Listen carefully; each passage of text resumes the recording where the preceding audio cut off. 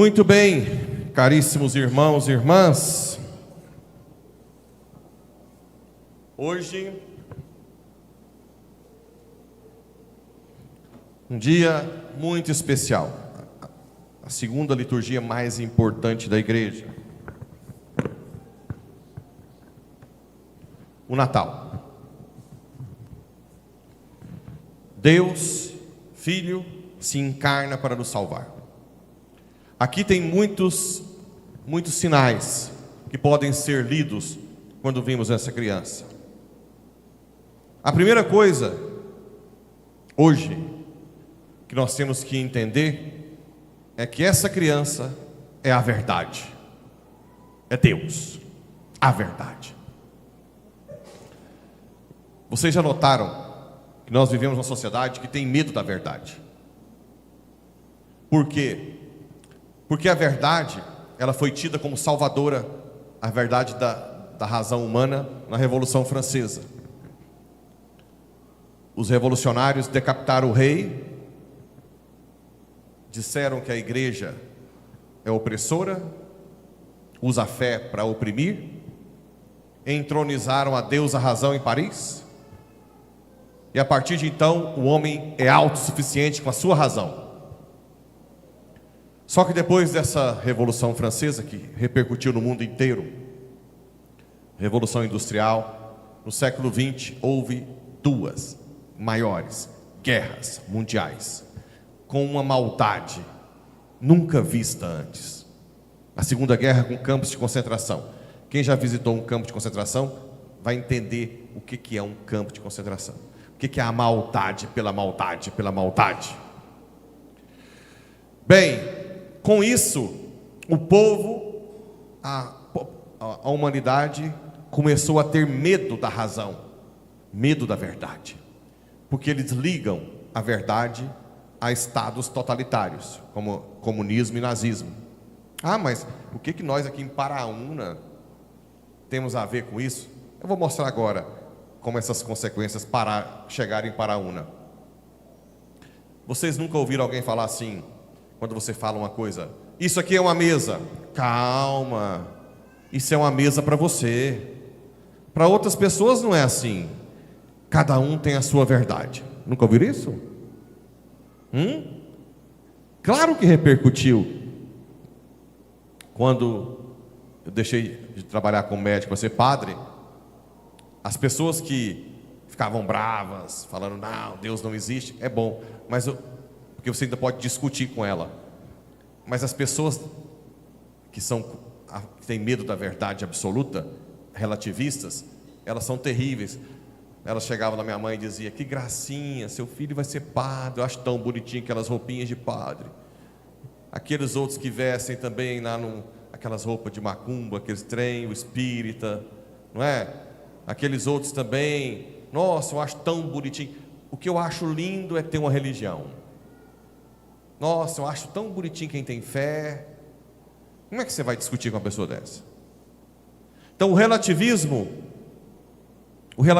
hoje é por medo da verdade absoluta. Isso é princípio de não contradição de Aristóteles. Uma coisa não pode ser e não ser sob o mesmo aspecto ao mesmo tempo. Ou é ou não é.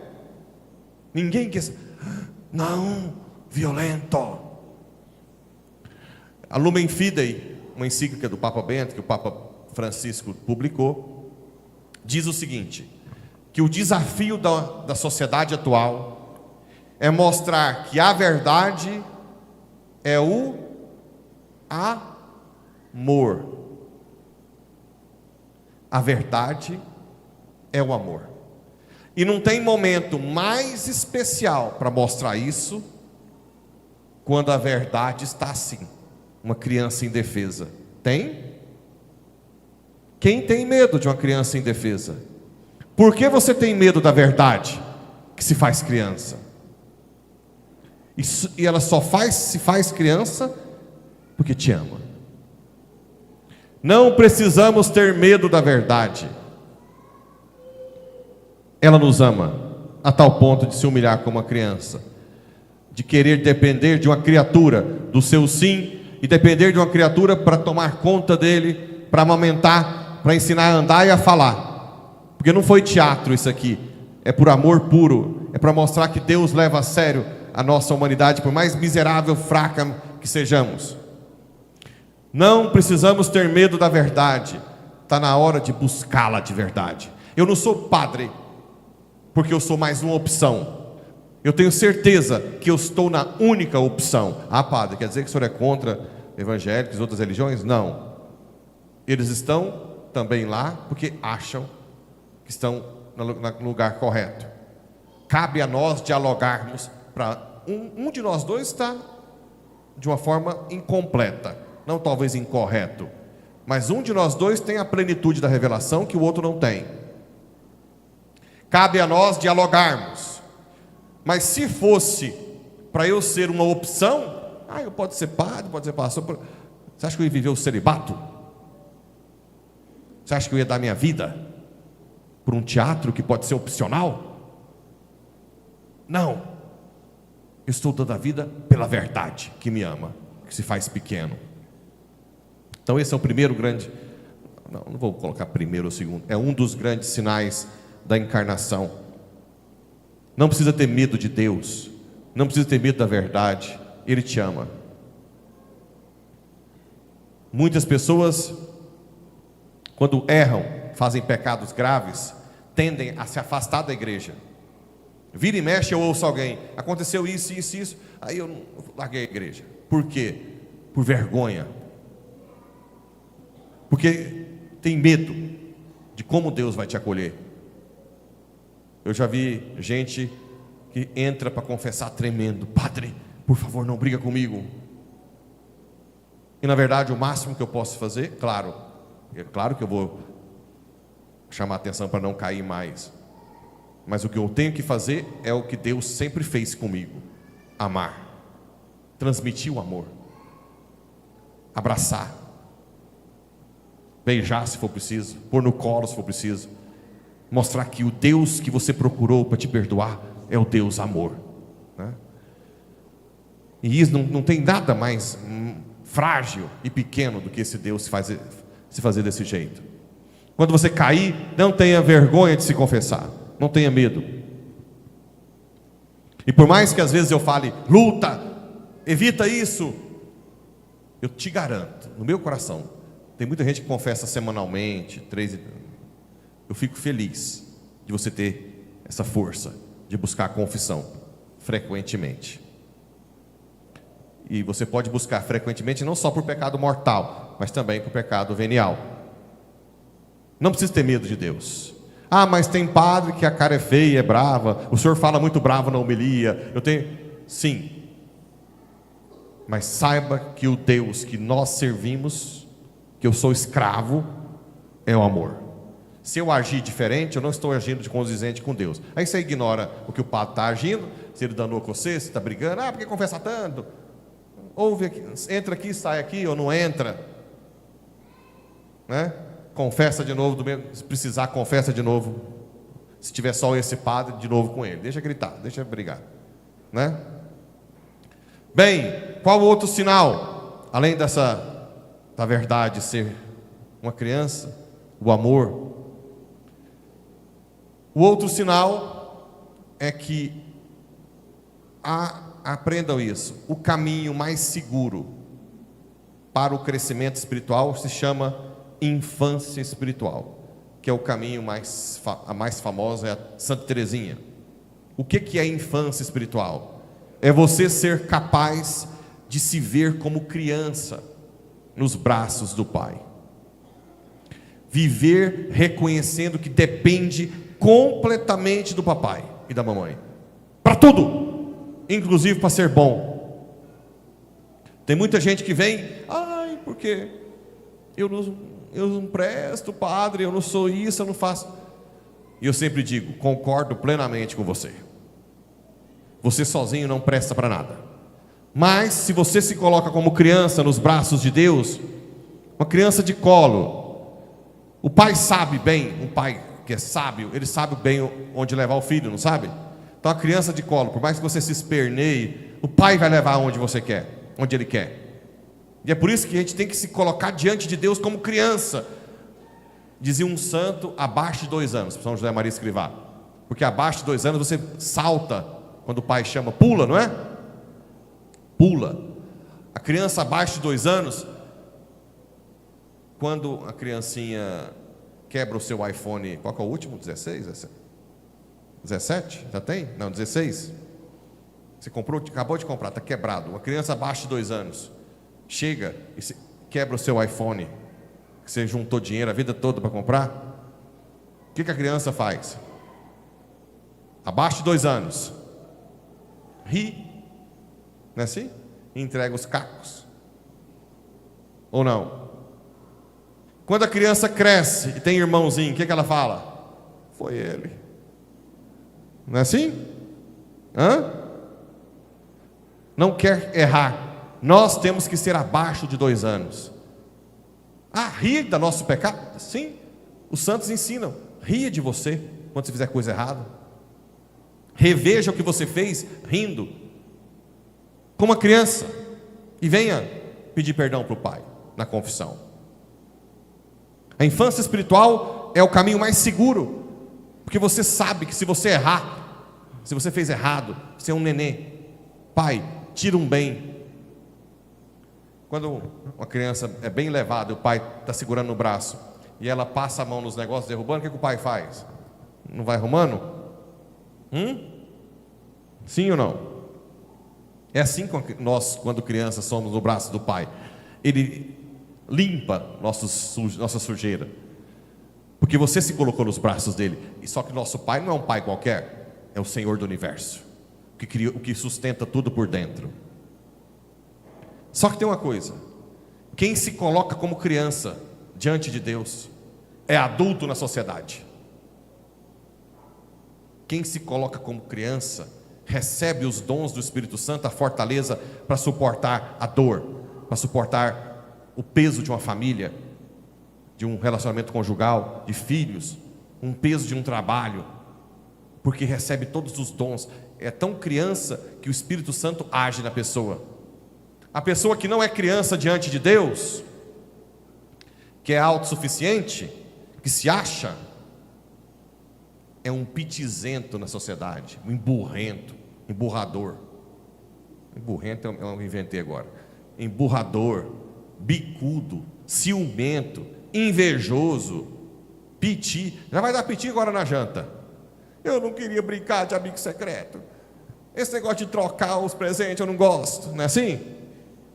Quem não é criança aqui é criança na sociedade, é pior. Emburra com marido com esposa emburrado de bico. Fica meses, semanas sem conversar de bico, né? Tem uma imaturidade, ciúme da amizade. Até na igreja tem ciúme, inveja. É uma criança imatura, que quer tudo para si, que quer que todo mundo veja que está fazendo até na igreja ou na família, que elogia e que faz tudo. Quem não é criança diante de Deus é criança lá fora. E você tem que ser criança aqui, papai e mamãe, para ser homem e mulher de verdade lá fora, para aguentar o tranco. Nesse momento, muitos pais, mães, irmãos, filhos estão lá no Araújo Jorge, né? Ou com câncer, ou na cadeira de fio, por meses, sem ter dinheiro para comprar comida. Dizem que lá não tem comida para acompanhante. Ele tem que comer um pedaço, um pouco do que... Tem uns que não tem dinheiro para comer fora. Está lá. E se eu for lá agora e dizer assim no corredor: estou dando uma diária no Castros Hotel com all inclusive.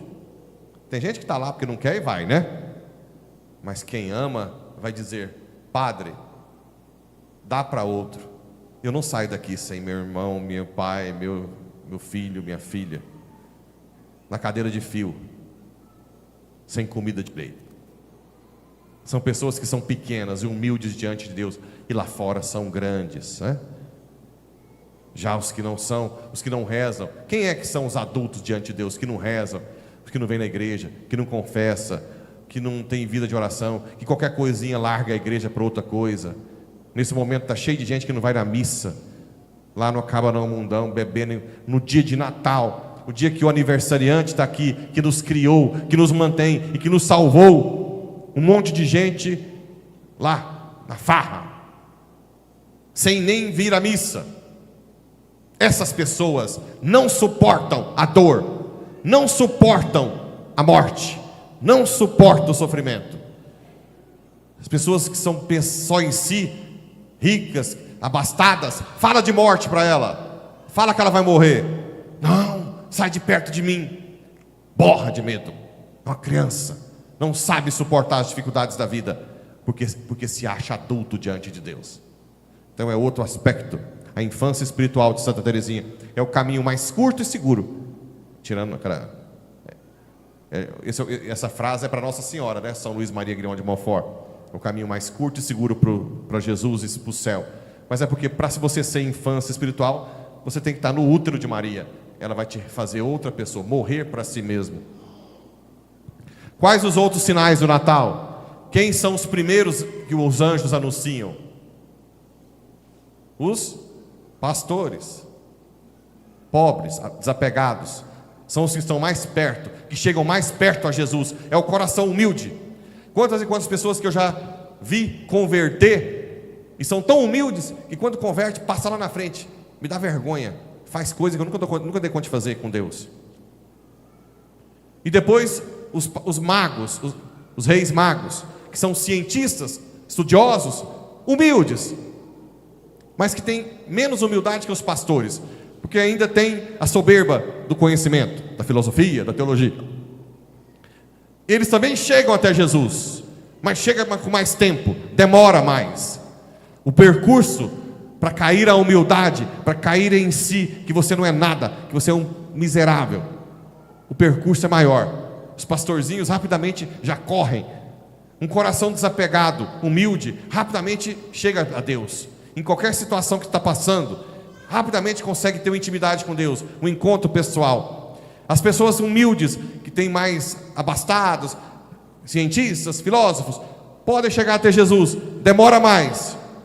E as pessoas soberbas nunca chegam até Ele, porque Ele sempre se escondeu na pequenez, na humildade, na Eucaristia, que não é nada. Olha quantos sinais nós temos no Natal para meditar.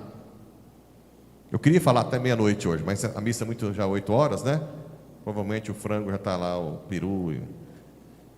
Mas o que eu quero é que vocês meditem muito sobre essa humildade de Deus, essa pequenez, esse mistério da encarnação para nos salvar, essa kenosis, né? Nós que não somos nada queremos ser grande coisa. Sabe com quem está falando? E Ele que é tudo, numa manjedoura. A manjedoura é um coxo, né? Que serve de alimento, não é isso? A manjedoura para os padres da igreja é a prefiguração do altar, porque ele se faz alimento para nós. Daqui a pouco você vai comungar o corpo e o sangue de Cristo. Aquele que também nos criou, que deu a vida por nós, aceita se humilhar, ser consumido. Não para que nós o absorvemos, mas para que Ele nos absorva. Para que nós entreguemos a nossa vida a Ele. Para que nós possamos ser Ele em nós. Para que não seja mais nós que vivamos, mas Cristo que vive em mim. Gálatas 2:20, né? Já não sou eu mais que vivo, mas é Cristo que vive em mim. E talvez o último sinal que eu queria falar hoje é que Ele é frágil. Ele não arromba a sua vida como o demônio faz. Ele te espera. Você tem que ter a iniciativa de buscá-lo. É o livre-arbítrio que separa. Por isso que a soberba e a humildade é a chave. Porque o soberbo nunca vai decidir ir atrás dele. O demônio vai atrás de você onde você está, te instigando ao ódio, ao rancor, à mágoa, à soberba, à avareza. Mas Jesus te espera. Eis que estou à porta e bato. Se abrires, entrarei e cearei contigo, e salvarei tu e tua família. Parabéns pelo dia de hoje, a essa hora, vocês terem vindo procurar Jesus. Saibam, anota o que eu vou falar. Vocês não têm noção o que Deus vai dar pela renúncia de estar aqui. Deus é muito bom, mas se esconde. cada renúncia que você faz para Ele, você tem uma retribuição eterna. Eterna. Tudo que eu renunciei na minha vida para Ele, valeu a pena. Com sofrimentos, perseguições, pitis também, né? Filho de papaizinho para virar humilde, dá piti também, murmura. Mas lá dentro, existe uma força, um amor, uma graça que diz: eu te amo, você é meu, eu tenho um céu para ti, continua. Depois você faz um arrumo e toca a sua vida. Quem que tem essa voz lá dentro, com essa autoridade lá fora? Ninguém, nada. Eu nunca estou sozinho, sempre estou amado, sempre estou com o Senhor da vida. Isso não tem preço. Continue renunciando muita coisa por Ele, e vocês vão ver o céu e a terra se tocarem, Ele colocar o mundo na sua mão, para que você seja feliz com o sofrimento neste mundo e depois tenha a vida eterna. Obrigado, Jesus, por ter sido tão humilde a tal ponto de nos salvar. Que Nossa Senhora nos ajude a ter essa humildade e o olhar de criança, para ver o mistério que está por trás da encarnação, que acaba na paixão, morte e ressurreição. Que Deus nos ajude a sermos fiéis até o último suspiro. Assim seja.